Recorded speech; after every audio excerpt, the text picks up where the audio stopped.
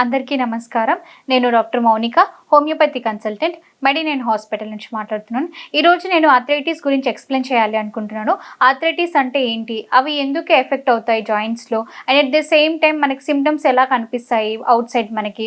And మనం దానికి తీసుకోవాల్సిన డైట్ ఏంటి? అవాయిడ్ చేయాల్సిన డైట్ ఏంటి? మనకి ఈ ఆర్థరైటిస్ జాయింట్ పెయిన్స్‌కి ఎలాంటి ట్రీట్మెంట్ తీసుకుంటే గనక క్యూర్ అనేది ఉంటుందనేది చెప్తానండి.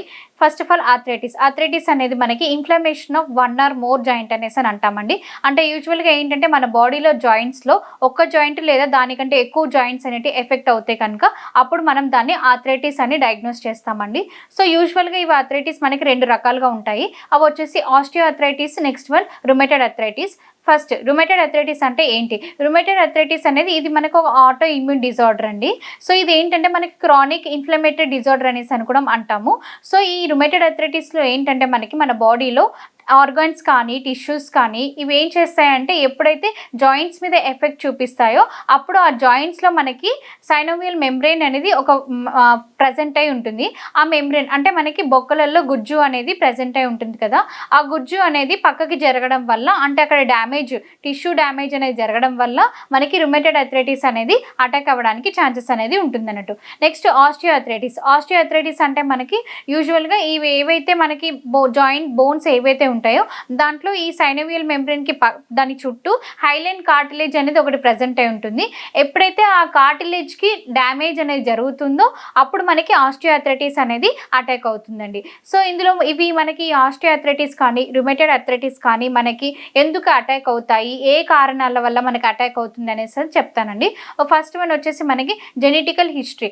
ఏదైనా మనకి హెరిడిటరీ ఫ్యామిలీ హిస్టరీ ఏదైనా ఉంటే గనుక దానివల్ల వచ్చే అవకాశం అనేది ఉంటుంది.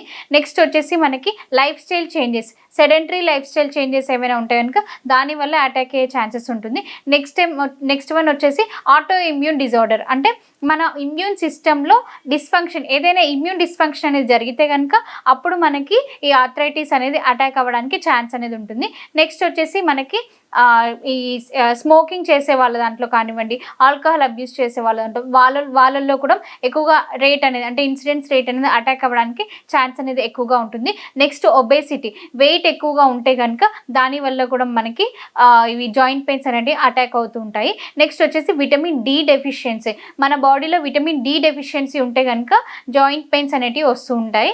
నెక్స్ట్ వచ్చేసి హై బోన్ మినరల్ డెన్సిటీ. మన బొక్కలలో మినరల్ డెన్సిటీ అనేది హైగా ఉంటే కనుక అప్పుడు మనకి ఈ జాయింట్ పెయిన్స్ అటాక్ అవ్వడానికి కూడా ఛాన్సెస్ అనేటివి ఉంటాయి. ఇలాంటి కారణాలు అనేటివి మనకి జాయింట్ పెయిన్స్కి అటాక్ అయ్యే ఛాన్సెస్ అనేటివి ఉంటాయి.